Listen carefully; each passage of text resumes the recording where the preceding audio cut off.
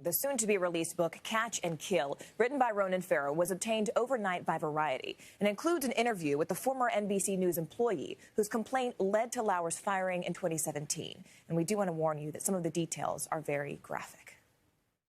For the first time, we're hearing from the woman whose complaint led to Matt Lauer's firing. The former NBC News employee, whose identity has been kept anonymous by NBC News at her request, is now speaking out publicly. The woman, Brooke Nevils, sat down with Ronan Farrow for his new book, Catch and Kill.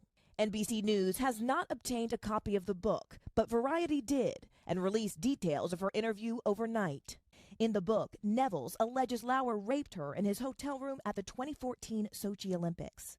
According to her account, she had been drinking heavily and went back to his room twice, once to retrieve her press credentials, which she says Lauer had taken as a joke, and a second time after he invited her back because, as Farrow writes, she had no reason to suspect Lauer would be anything but friendly based on prior experience. Once she was in his hotel room, Nevils alleges Lauer pushed her against the door and kissed her, before pushing her onto the bed, flipping her over, asking if she liked anal sex. Farrow writes, she said that she declined several times. According to Nevils, she was in the midst of telling him she wasn't interested again when he just did it. Nevils saying it was painful and that she wept silently into a pillow while it happened. Adding, when Lauer asked if she liked it, she said yes. Nevils also telling Farrow, it was non-consensual in the sense that I was too drunk to consent.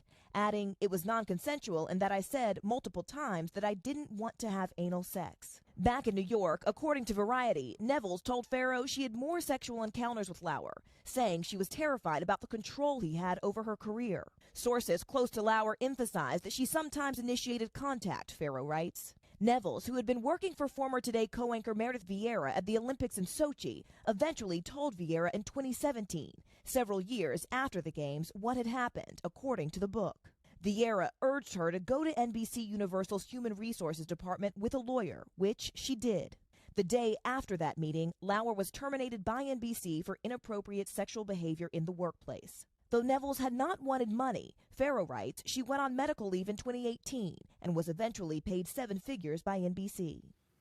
NBC News reached out to Matt Lauer for comment, and this morning he has released a letter addressing the assault allegation, saying it is categorically false, ignores the facts, and defies common sense. We will put his entire response up on our website, today.com. Meanwhile, NBC News is also responding this morning, saying Matt Lauer's conduct was appalling, horrific, and reprehensible, as we said at the time. That's why he was fired within 24 hours of us first learning of the complaint. Our hearts break again for our colleague. In addition, NBC News Chairman Andy Lack has said previously, our highest priority is to ensure we have a workplace environment where everyone feels safe and protected. We are absolutely committed to making this a reality. There can be no exception. We've reached out to Ms. Nevils, who has declined and not returned our calls. All right, Morgan, thank you. Thank you, Morgan. I feel like we owe it to our viewers to pause for a moment. You know, this is shocking and appalling, and I honestly don't even know what to say about it. I want to say that I know it wasn't easy for our colleague Brooke to come forward then. It's not easy now, and we support her and any women who have come forward with claims. And it's just very painful for all of us at NBC and who are at the Today Show. And you know, it's very, very, very difficult. I'm looking at you and I'm having a weird moment that we were sitting here just like this 2 years ago. And truth be told, Savannah and I did a little prayer upstairs just before, just to sort of sort out what we were going to do. And I think it's like you feel like you've known someone for 12 years. And I don't know if you guys have ever felt like that. You know someone, you know them, you feel like you know them inside and out. And then all of a sudden, like a door opens up and it's a part of them you didn't know.